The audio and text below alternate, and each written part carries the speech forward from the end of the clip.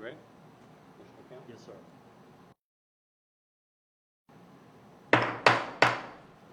Good evening. It is time to call the October 1st, 2024 Worth County Board of Education meeting to order. Our first order of business is Pledge of Allegiance, and this evening we're going to ask Mrs. Starkey to lead us in the pledge. You can do it from there, Todd. Allegiance to the flag of the United States of America and to the republic for which it stands, one nation, under God, indivisible, with liberty and justice for all. Okay, I'm sure as most people have noticed, we do have two members absent tonight, Mrs. Yoke and Mr. Sherlock, but we still have a quorum, so we'll continue with the meeting. So at this time, I will entertain a motion to approve the agenda. So moved. We have a motion to approve the agenda. The only update that I see on it is under E. We have a name under E, and I do believe that's it. Anybody see anything else? Okay, we have a motion to approve the agenda as approved or as noted. All in favor say aye. Aye. Opposed say nay. Ayes have it. Down to information. First item is summary of a meeting with ROC regarding new camera system, and that will be done by Mr. McCown. Thank you, sir.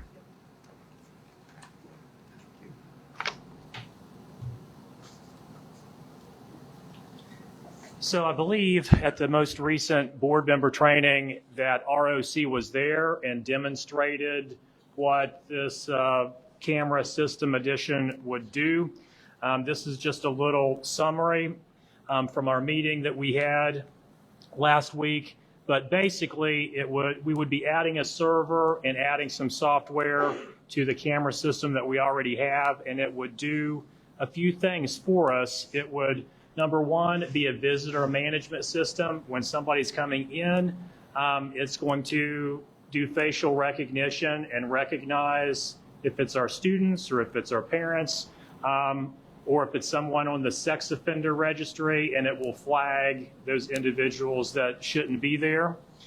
The next thing that it's going to do is it's an automatic weapons detection system. So if it were to see a firearm, it would immediately flag that and then send out an alert to administration and law enforcement. And you can read this at your leisure, but basically this is pretty much state-of-the-art software.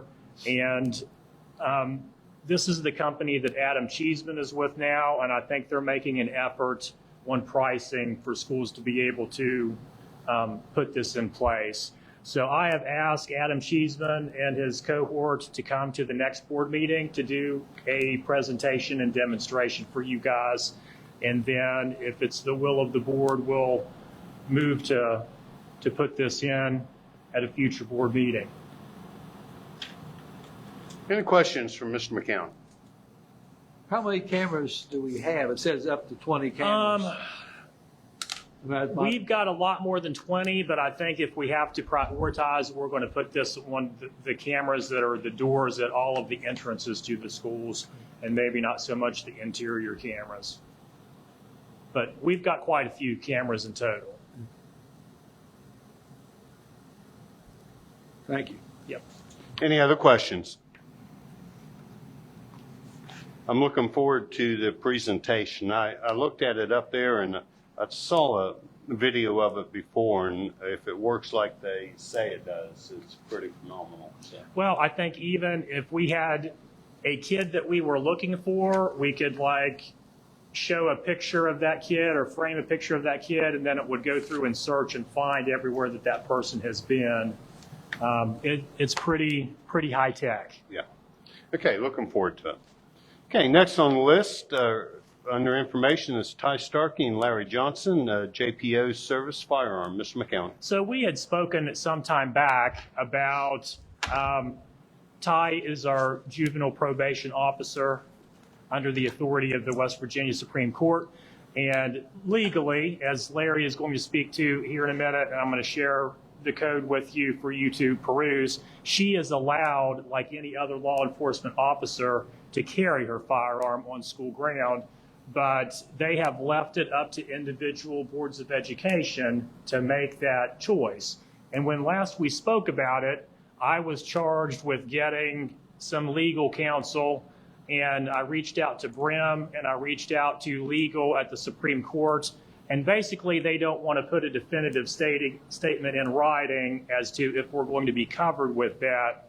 And I reached out to Boothby at Bowles and Rice, and he said, you're probably not going to get a definitive answer, but as they're going to show you, the West Virginia code allows that authority, and Larry's going to speak to that and speak to some other things, and then we'll bring it back to the board at a subsequent board meeting. You can ponder it and see if that is what you would like to do. So I'll ask Larry and Ty to come up, and I'm going to hand out the materials that they brought. Ty, make sure that's on, so we'll be out here, but people on the internet won't. There we go.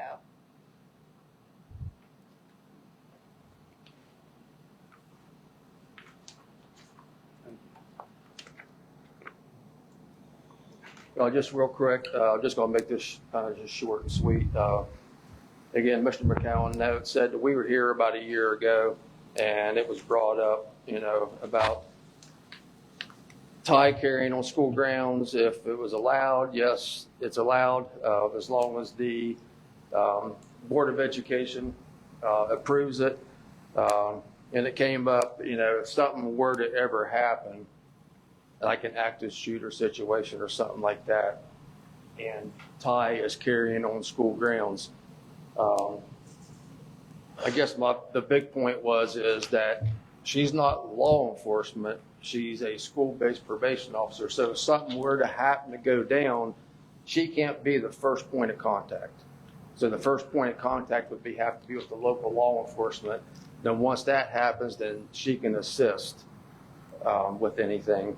And it came down to legal stuff, and I looked into it also, and it's a reason why I brought our use of force policy. But if you look at page 7 on number B, the last sentence, it basically says that she'll have legal representative if something were to ever occur during normal business hours.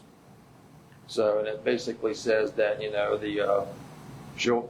the Supreme Court will provide with legal defense if something would ever to happen, as long as it's during her official duties during the school hours.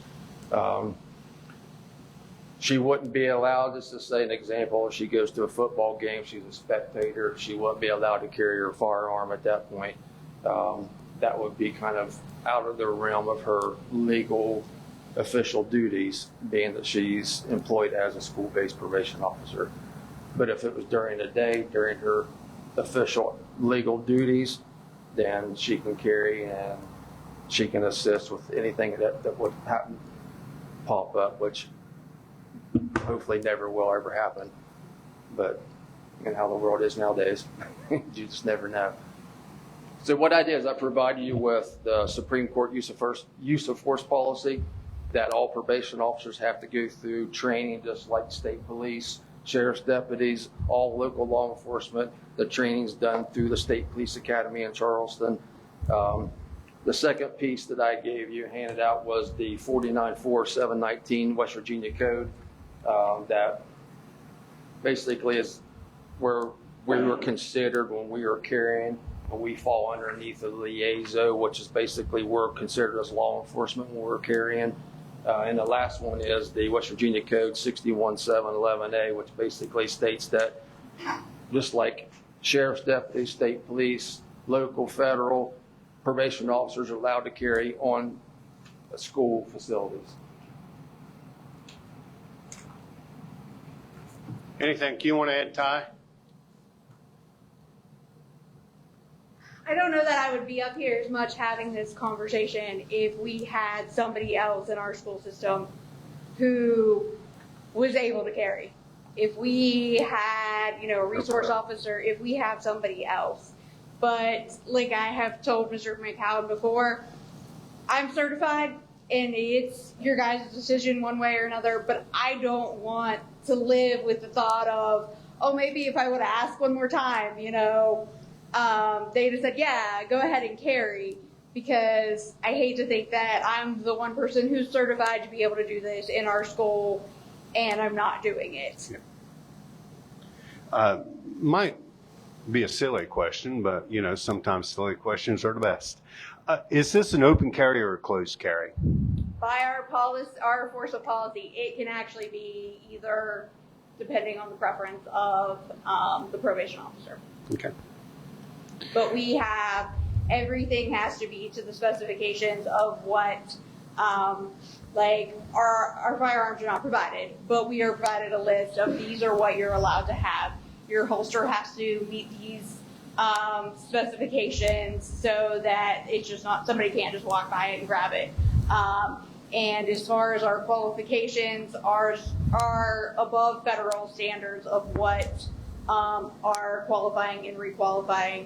We do it April, October every year, daylight both times, and then in the fall we also do a low light requalification. I think it goes from 3 yards to 15 yards. Dominant hand, weak, non-dominant hand, and so they put us through the ringer of what we have to do to qualify, just the same as they would sheriff's state, Then we have to re-qualify too. Larry, do you think, because we'll have to policy this out on our side,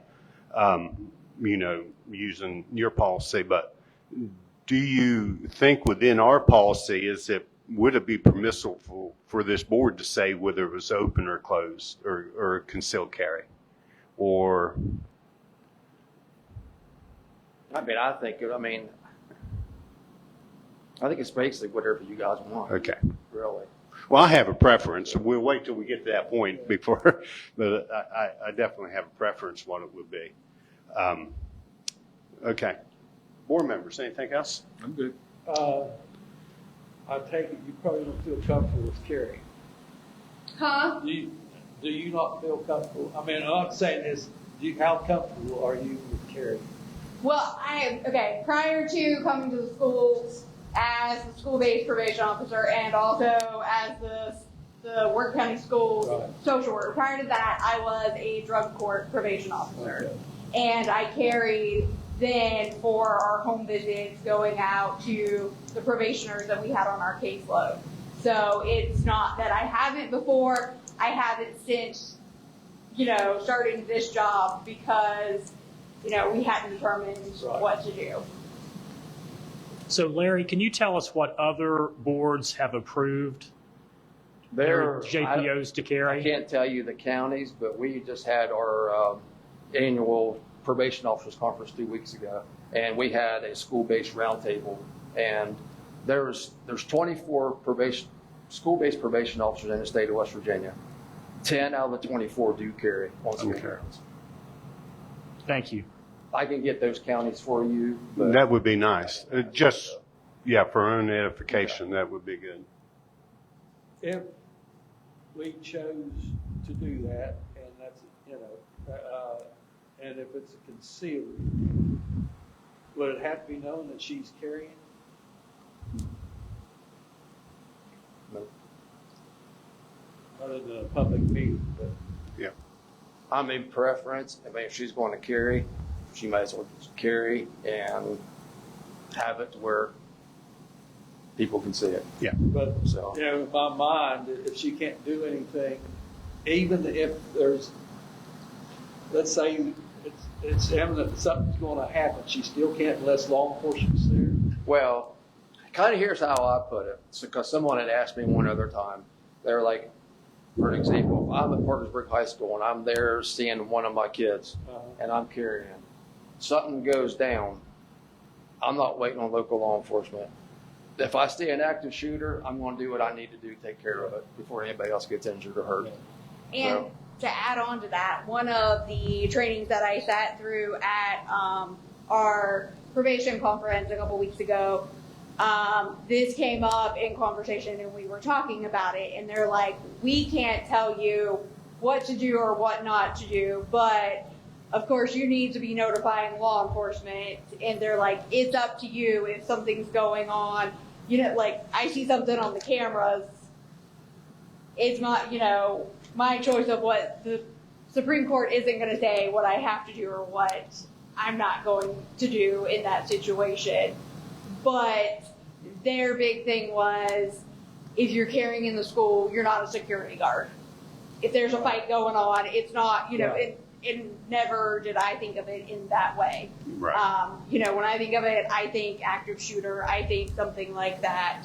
And depending on where our law enforcement is, if, they're almost at the Calhoun County line, people from Parkersburg are probably going to get here about the same time they do. No, I have time to wait. Yeah. Okay, so this will come back to us, Mr. McKenna? Yes, Okay. Thank you. Appreciate Thank your you. time, guys. thank you.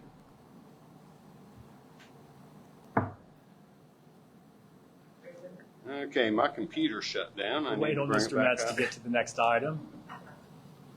Okay, now we have benchmark data from Moore County Middle School, and we have with us Principal Hickman and her 24 school goals. I said it all. Mr. McCown, Yep. you go ahead. You are good. So we have asked, everybody has had their first benchmark, so the middle school volunteered to go first. Yes, I did. So Mrs. Hickman is here this evening to share with you her benchmark data, to talk a little bit about GSA data and what her school goals are for the year. She must be proud of it.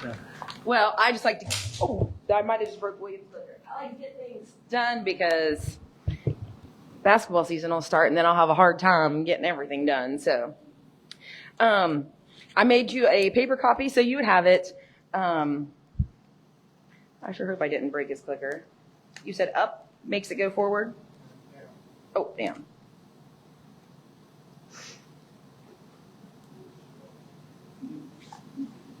I dropped it, She but I broke it. don't.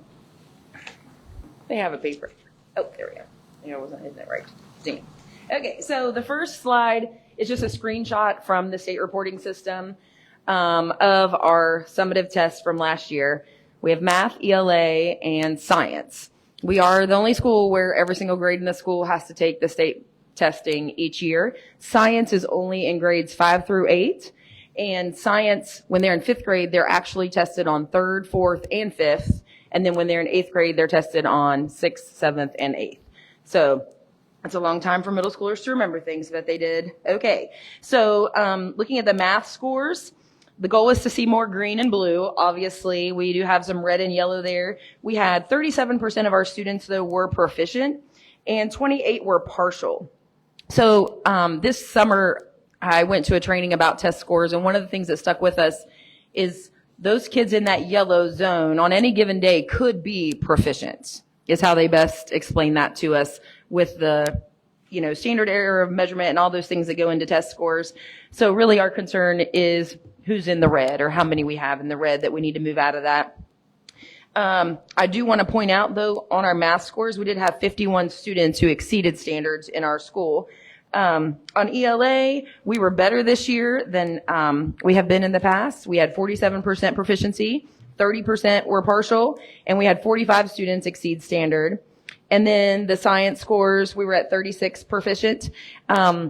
Just because I'm curious with data and I like to look at things like that, I compared local schools around us, and there was only one school who had a higher science score than us in our area. And so that's a hard thing to do when you're covering all those standards each year. So my science teachers, we don't talk about the science scores. We focus on ELA and math. So I just want to pat them on the back for their work.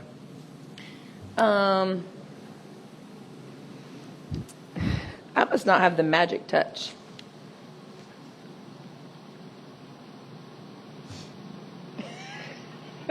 I tried both. You're not used to having a remote in your hand, are you? At the middle school, we just have a kid go over there and push my button for me. All right, am I doing the right one, the down one, right? Okay. Okay. So last year, I told you when I presented my data that when I was at a football man stopped me to brag on our test scores, and he had this nice ranking sheet that he sent me that showed how everyone fared statewide and by subject. So I didn't see him at the Ritchie County football game this year. So I tried to get my hands on that, and Carla Brown actually helped me get that so that I could get this information. So out of 126 middle schools in the state, we were ranked 38 with our overall proficiency.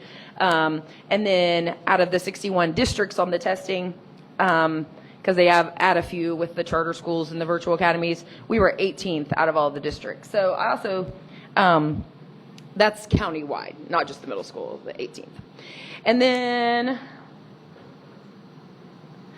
this just kind of gives you some information about our individual grade levels. I just want to point out our 5th grade math was 3rd in the state, and our 5th grade ELA was 6th in the state. Those students really did well for us last year. You can see other ones there. 6th grade ELA was 7th. So those are things that we like to brag on with our kids. By the time we take the test in May, our students have very short attention spans. They're not interested in taking a test. So it is kind of a battle to get them to take it seriously because there's no consequence to not taking it seriously. Sometimes when we get score reports back, we know that someone could have done better, and sometimes they surprise us. So I always preach to the kids not to just focus on how you did on one test, that look at your whole work as a student. How are you doing? Are you improving each year? And we set it up so that our students can compare their scores from year to year. We did only have 2 areas that were below the state average overall in all of the subjects. So that was also impressive. So after we do the state testing, we do go over it with our kids. We send it home. This year the state changed it, so they sent it home via email to all of our students. So if there are parents that have not seen that, we've explained to your students how to do it, and they do have an email in their inbox, but that's the state's preference, I guess, from now on, so we're not sending home a copy. So after we do that, what our students pay most attention to is our iReady benchmarks. So we took our first one the second week of school, and this is our starting point for the year. Green is good, yellow is 1 grade below, and then red is below. 2 grade levels or more below. So we definitely have some work to do in reading. Over half our kids scored below. I will tell you, you'll see on the next slide with the grade breakdown, that the older we get, the worse our test scores are. And I attribute that to a lot of things, but if you spent much time with middle schoolers, they're very quick to figure out how things work. And I talked about this last year. However you do on this benchmark is the lessons you're going to get in iReady. So the worse you do, the easier the lessons. That does play a part in it, but the good news is usually, by our second benchmark, they're tired of doing the easy lessons. They're tired of the grade levels way below where they really are, and they usually do take the second benchmark a little bit more seriously. We moved on to the math one. So same thing with math. Those are our red ones. 46, not quite half of our students are really struggling in our math. And then when you look at the grade breakdown, kind of the same thing. The 8th grade struggled the most. The 6th grade did perform the best as far as not having as much red, which that's the 5th grade class from last year that scored really well. So it looks like they have retained some of that. So that's always the goal, is to try to prevent that summer slide where they forget everything that we taught them the year before. So now the whole purpose of this data is so we talk about this with our kids and they see where they are in their lessons and they try to work to improve. It's an independent program on iReady, so we may have an 8th grade student maybe working on a 2nd grade level, and they work through those lessons independently. We may have 8th graders working on a high school level. We already have 3 students who have completely tested out of all math iReady lessons this year. So Mr. McCowan purchased another program for us last year called Alex, that those kids are on. It's kind of a more high school level that they're working through as well.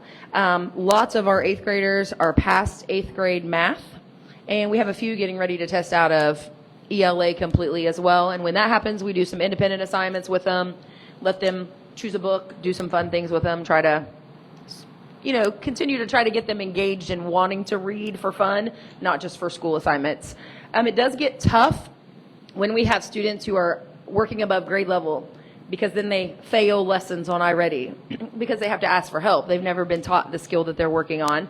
So our teachers are working really hard. Every grade has an iReady dedicated class, and the teachers work hard to help those students who are enriching themselves by being ahead of the game, and then to catch up those students. So iReady is just a program to help do that catch up.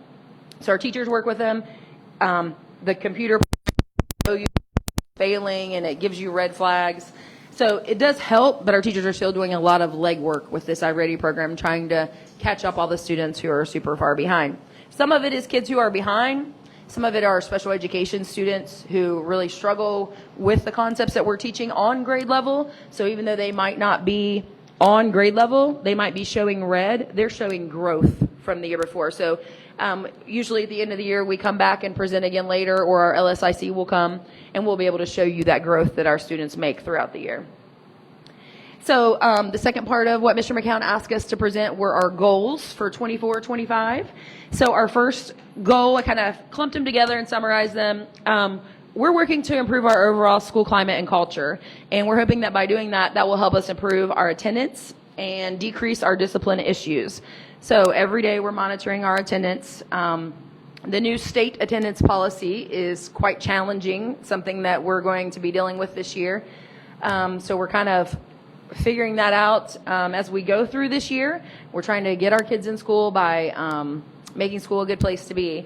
We're utilizing our PBIS program. We stole Callie from the high school this year to be our TIS, and that's proved to be very beneficial for our PBIS program. She has taken the lead and has everything in spreadsheets and charts and keeping us all organized. And then we're actually meeting monthly with our PBIS team to look at that data, look and see what are our kids struggling with, if they're constantly interrupting class. What are we doing to help them to figure out why that's a problem? They also check the discipline data through Weavis. At this point in our year, there's only been 2 instances of discipline in our Weavis system at the middle school this year. Our kids have really been on track, and their behaviors have been excellent. We also offer fun things like the adventure club and our field trips. I'm sure middle school ski trips.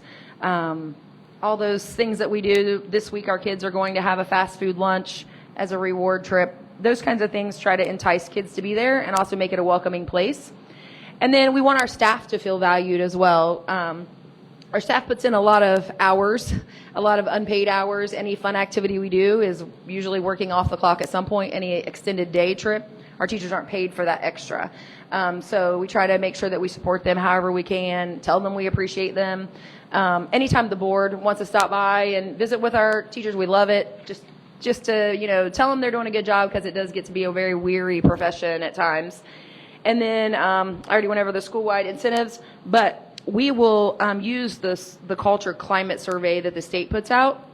Over the past 3 years, we have had really good school culture and climate data at the middle school. The staff have been in good shape. The students feel like it's a safe place where I've never had a student answer that they did not feel that someone in our school cared for them and worried about them. So to me, that's a great bonus that my kids know that we're there for them and that we love them and want to take care of them. Our students seem to enjoy middle school if you talk to them. So that's always a plus. So that goal, I think, is easily attainable. On our goals for the strategic plan, we do have, they're SMART goals, so we have percentages that we're hoping to meet. But I'm just, like I said, summarizing. And then our second goal is we're looking for growth with our special education subgroup on the iReady benchmark. So we'll take 3 benchmarks this year. We'll do progress monitoring in between to check for progress. We are investing into the multi-tiered system of support this year that West Virginia calls it the WVTSS. It's the MTSS nationwide. So they want us to work with our students who are lagging behind in small groups to kind of catch them up. And so we are spending our school improvement funds on that training. It is through the Education System Solutions Group. They're former educators, former State Department workers, and they come visit us monthly, work with me, work with our teachers, they'll model lessons. They're coming on our PL Day in October to do a session on student engagement, just stuff to keep our staff fresh and energized. We do have an experienced staff at the middle school now, so it's important that we still get that professional development. And then our goal is always to show growth on the GSA in both ELA and math. Lots of things can help us do that. The first one we put on there is parent involvement, and we're kind of shifting gears at the middle school. We've done a lot of parent involvement over the years, but that usually meant parents came to our building. So we're trying to move past just coming to our building and being involved in the activities. So we're doing a pumpkin drop. So we sent the challenge home with the students. We posted it on our Facebook page. We try to post everything on there because middle school kids don't take things home. And the parents can give the instructions. They can brainstorm with their kid about the best way to protect your pumpkin and kind of go through ideas before they come back to school and then actually do it. And then parents are invited to watch. We are doing tell you I'm the world's worst at documenting my walkthroughs. So we're supposed to, when we go into classrooms, take note of what we're seeing.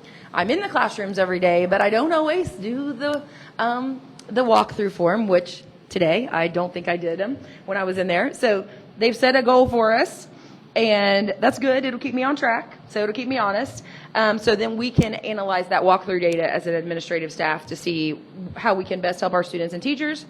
We'll continue to do the benchmarks and the professional development.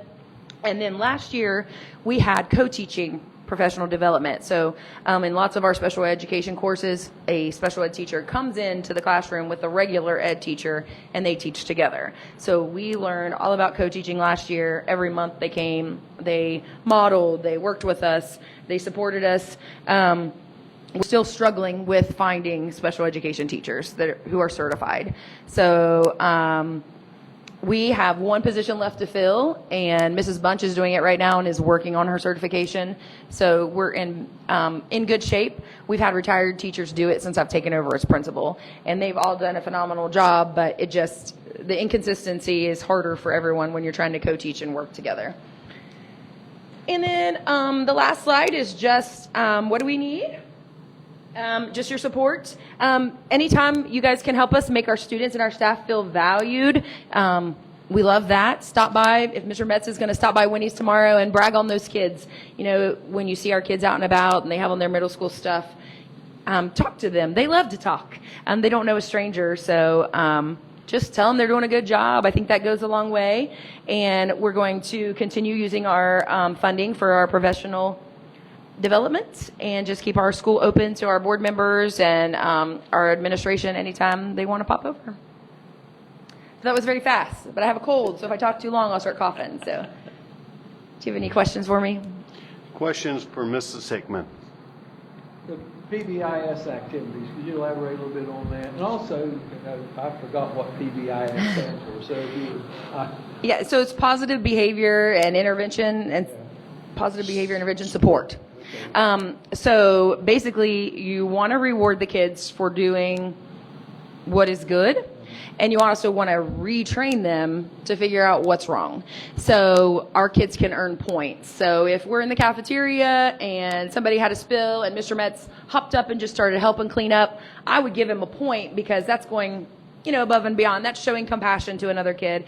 And we have targeted behaviors that we look for each week. So last year was keeping your area clean.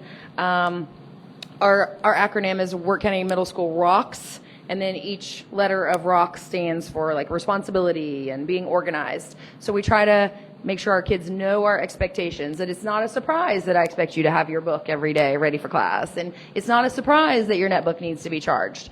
So we're trying to get away from constantly rewarding for things you're expected to do. But once we came back from COVID, our kids forgot how to live.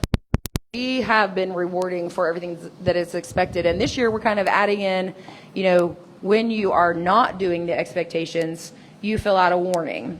And if you get so many warnings in one area, then a teacher reteaches you. So if you're late for class and you get 5 warnings in a month, then you get to have a special meeting with Mrs. Thays about why it's important to be on time and kind of talk through it.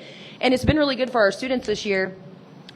One kid constantly forgot his work, So we're able to sit down with them and say, why do you think that is? Well, he didn't have a planner. He thought maybe that would help. So we provided him a planner. Or one kid, we provided Post-it notes so he could write notes, just to let the kid kind of give you their input on what they're struggling with so that we can help them. But the whole PBIS in general is to just improve the behaviors. What does the points go to? So the points will go for like reward trips. We're going to have a Fall Fest on November 1st. So those points can be used to buy a ticket to that event. So, and our kids get points for attendance. Our big ticket items, like our trips or our activities, will never be more than they can earn through attendance. So if there's 20 school days in a month, it will never be more, like everybody will at least have the chance to earn 20. So if it's 20, you've got to weigh in if you're attending school. And then the 7th and 8th graders, they like to buy phone passes because middle schoolers' phones have to stay in their lockers. If they buy a phone pass, they get to use their phone at lunch. And they have a little pass that sits beside their tray. And so when I see their phone out, I don't take it or growl at them. A hat pass on Fridays. Middle school kids like hat passes or sitting in the teacher's chair. Homework passes. They love to get an iReady pass so they don't have to have as many minutes in a week that we require.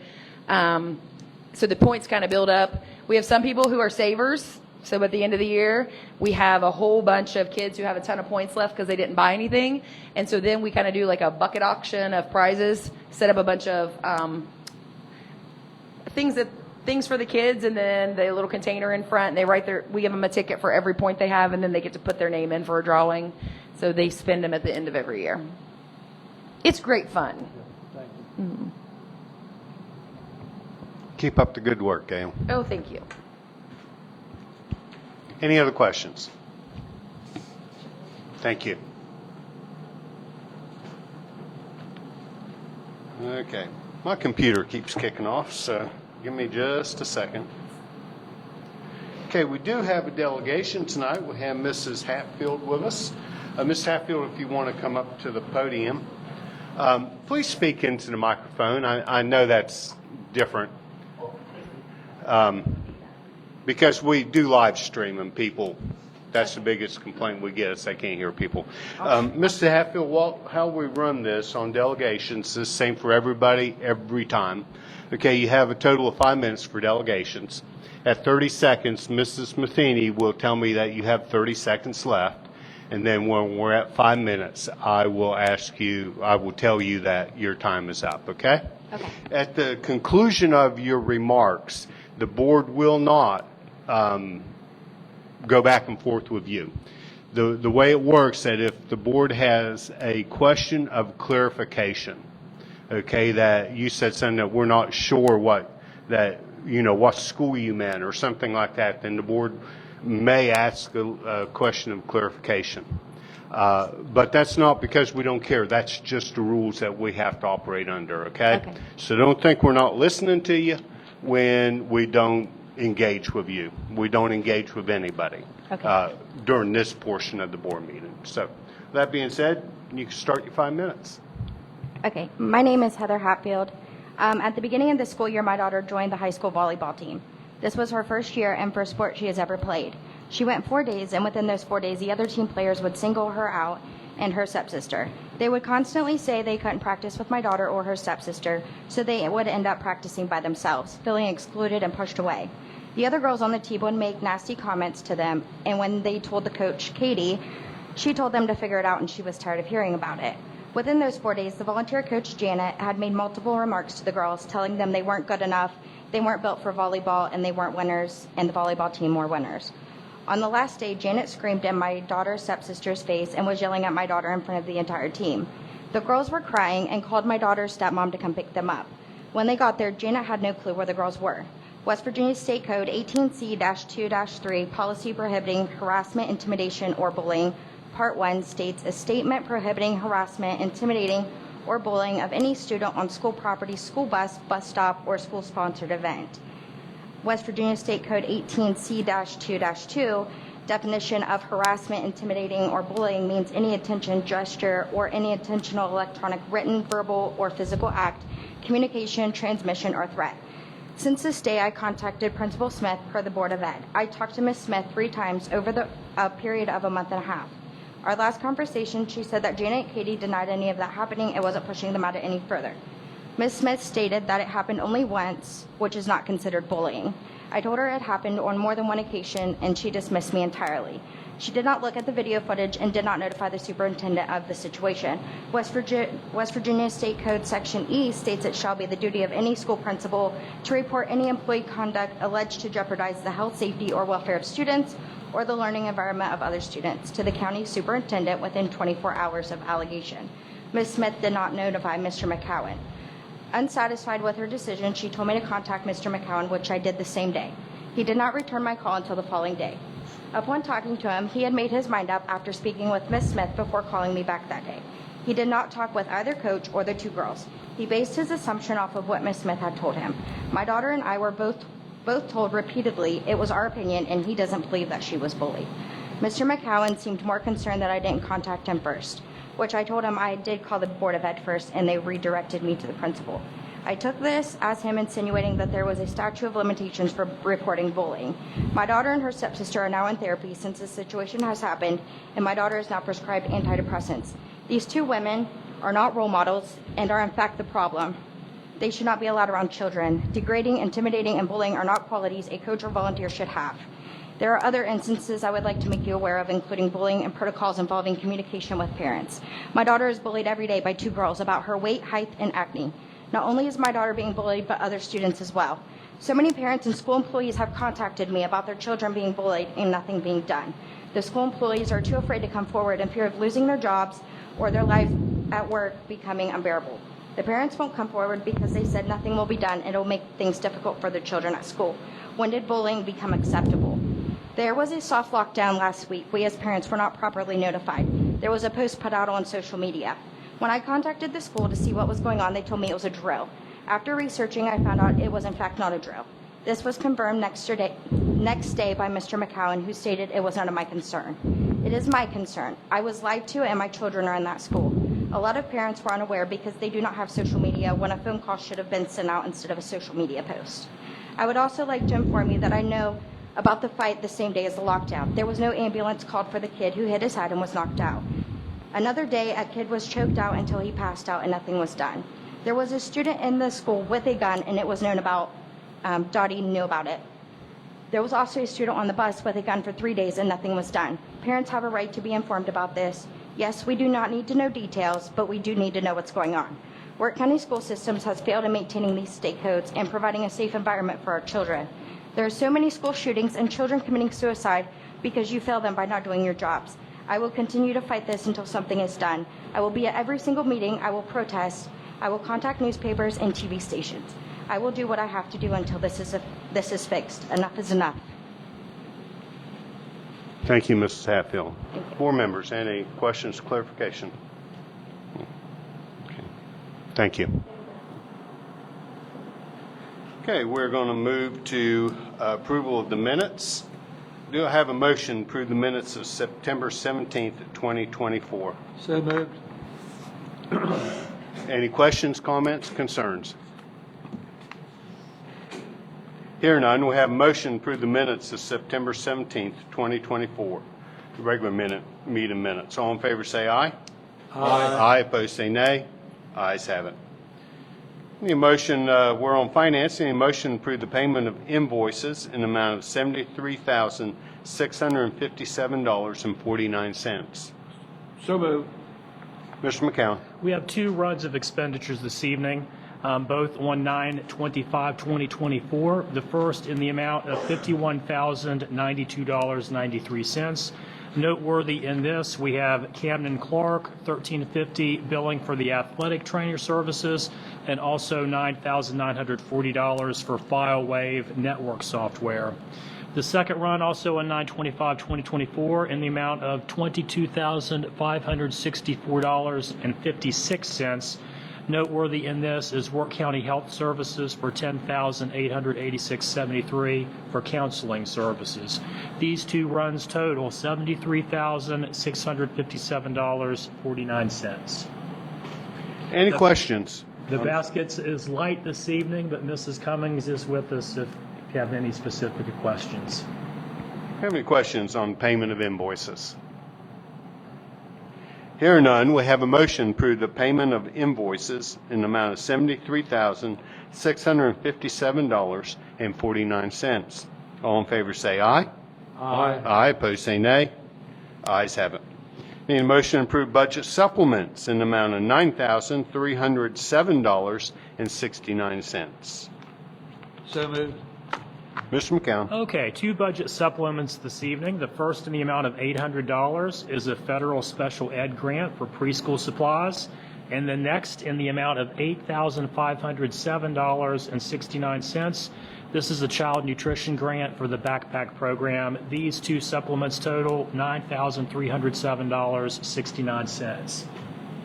Any questions or comments? Here are none. We have a motion to approve the budget supplements in the amount of $9,307.69. All in favor say aye. Aye. Opposed say nay. Ayes have it. Need a motion to approve budget transfers in the amount of $80,630.28. So moved. Mr. McCown. So this one transfer in the total amount of $80,630.28 is transfer federal projects for salary, staff development, and supplies. Any questions? Here are none. We have a motion to approve the budget transfers in the amount of $80,630.28. All in favor say aye. Aye. Opposed say nay. Ayes have it. Okay, we're down to personnel matters. First one, we need a motion to approve the resignation of Barbara McCray, custodian at Worth County Primary Center. This is her retirement resignation effective June 30th, 2025. So moved.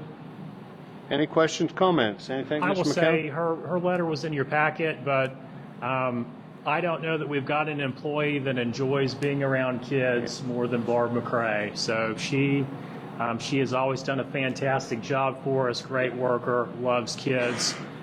Sad to see her retire, but wish her well in her retirement. It's well deserved.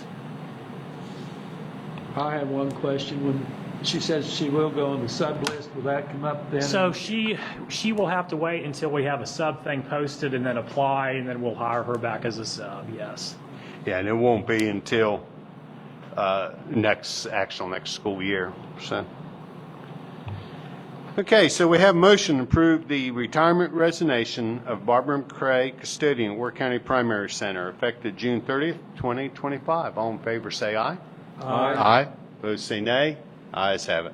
I should have said during the motion, Barb truly is, if you walk into school, if she sees you, she always takes time to talk to you, and the kids truly do love her. I mean, they just truly do enjoy being around her and love her. So, and also, Barb is my first cousin. I don't know if people knew that or not, but we are first cousins. Okay, we're down to employment. Need a motion to approve Lisa Starcher as alternative special education teacher as needed for the 24-25 school year, effective immediately. So moved. Mr. McCown? So I will just say the application is in your packet, and on this one, there's only one application, but note both of those jobs are highlighted because the next one is her too, and they're both on the same application. So just pointing that out. Any questions? Here none. We have a motion to approve Lisa Starcher as alternative special education teacher as needed for the 24-25 school year, effective immediately. All in favor say aye. Aye. Opposed say nay. Ayes have it. Need a motion to approve Lisa Starcher, special education teacher for home hospital instruction. That's homebound as needed for 24-25 school year, effective immediately. So moved. And Mr. McCown's already said what that Yes. was. So, any questions for Mr. McCown? Here are none. We have a motion to approve Lisa Starcher, special education teacher for home hospital instruction, homebound as needed for the 24-25 school year, effective immediately. All in favor say aye. Aye. Opposed say nay. Ayes have it. Need a motion to approve Matthew Hayes as alternative special education teacher as needed for for 24-25 school year effective immediately. So moved. Mr. McCown? This application is in your packet, and again, we're going to have a student in alternative ed, and we are getting people put in place for that. Any questions? Hearing none, we have a motion to approve Matthew Hayes as alternative special education teacher as needed for the 24-25 school year effective immediately. All in favor say aye. Aye. Opposed say nay. Ayes have it. Need a motion to approve Beth Althoff as substitute teacher for the 24-25 school year effective immediately. So moved. Mr. McCown? So her application is in your packet. She is a careers-long retired teacher from Calhoun County with multiple certifications that is wanting to come substitute teach for us. So I'm thrilled to have her. Good deal. Any questions? Hearing none, we have a motion to approve Beth Althoff, substitute teacher for the 24-25 school year, effective immediately. All in favor say aye. Aye. Aye, opposed say nay. Ayes have it. Need a motion to approve Elizabeth Dotson, teacher, business education, Warwick County High School and Warwick County Middle School, itinerant, effective immediately. So moved. Mr. McCown? So Elizabeth Dotson has been subbing in this vacant business position, but she has done all of her paperwork to get a permit of certification to allow her to fill this and us to hire her, and then she will have a year to complete that coursework to be fully CTE certified. So happy to bring her to you for your consideration tonight and fill that vacancy. Any questions? I'm glad to see that happen. Okay, we have a motion to approve Elizabeth Dotson, teacher, business education, Warwick County High School and Warwick County Middle School, itinerant, effective immediately. All in favor say aye. Aye, opposed say nay. Ayes have it. Okay, we're down to new business. Need a motion to authorize $1,000 extracurricular compensation for the YLA sponsor. So moved.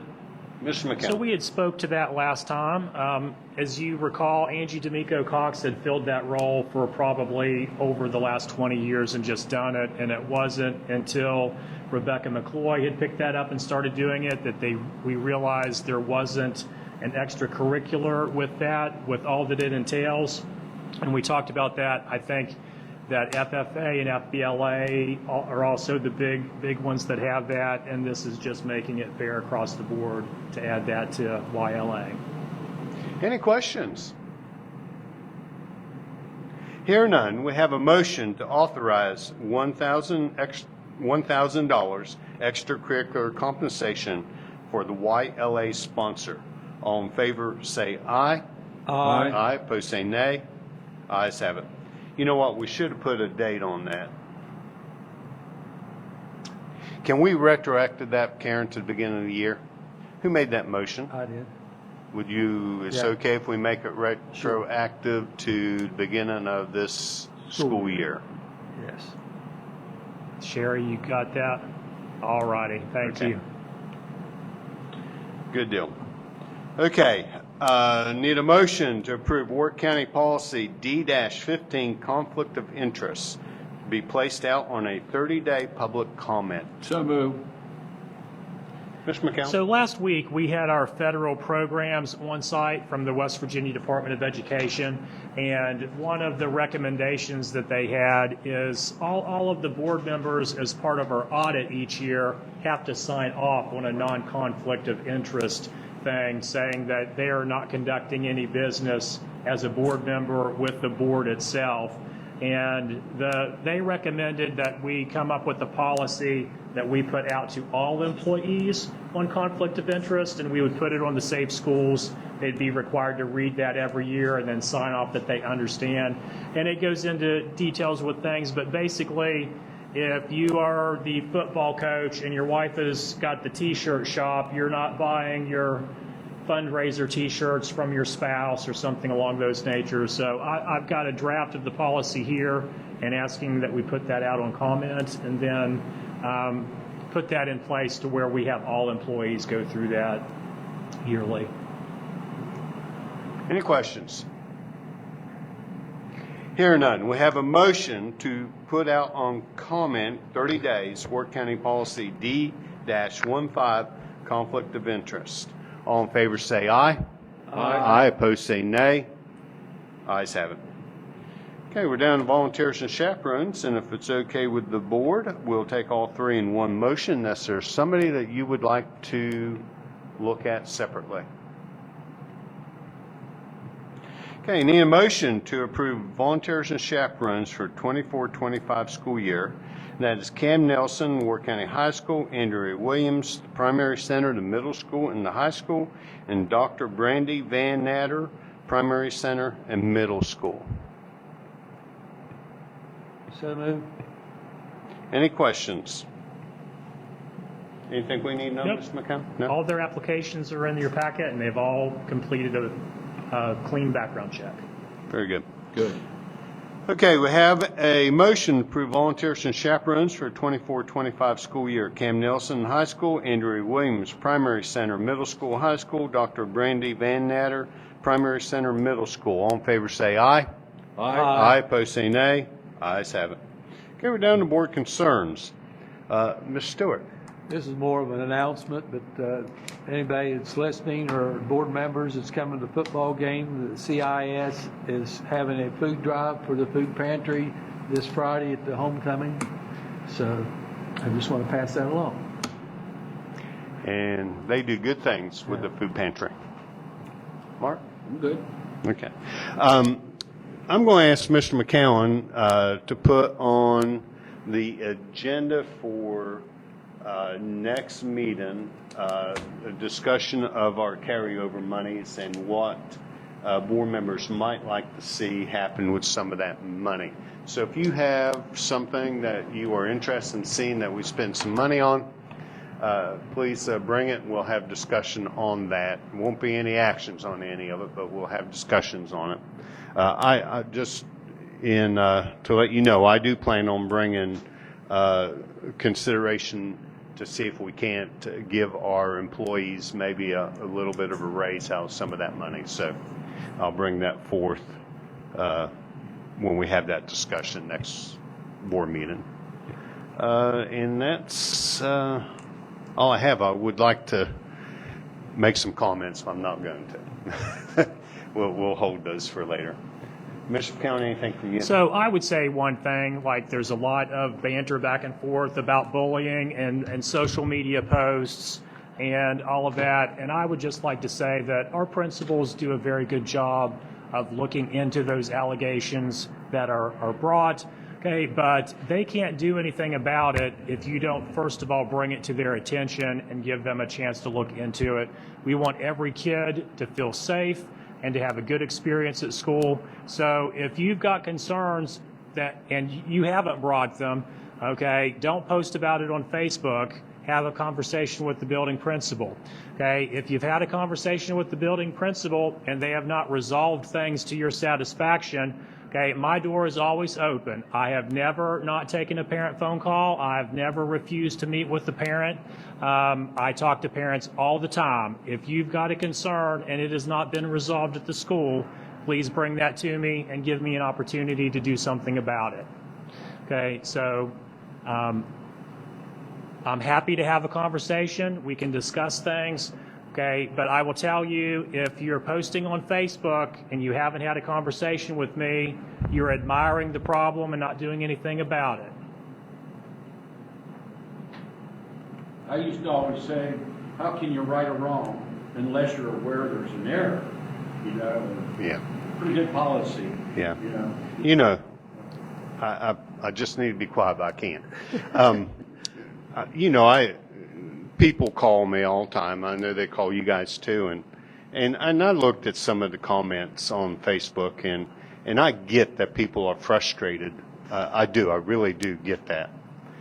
But there was a comment on that took a shot at one of our administrators. That was vile. Okay? And it was vile. Okay? It was disgusting. Okay? And frankly, you lose your credibility with me when you make that type of comment, or if you like that type of comment, I have to wonder what your motive is. Okay, so I'm just going to put that out there. You have every right to come before this board. We encourage it, okay, that you come before this board and you come before your principals and the superintendent to tell us your concerns. You have a right to do that. But folks, you have no right to make vile comments about our principals, okay? You just don't. It is just not the way it should be. So with that, I'm done. Entertain a motion to adjourn, Mr. Lowe. So moved. We are adjourned.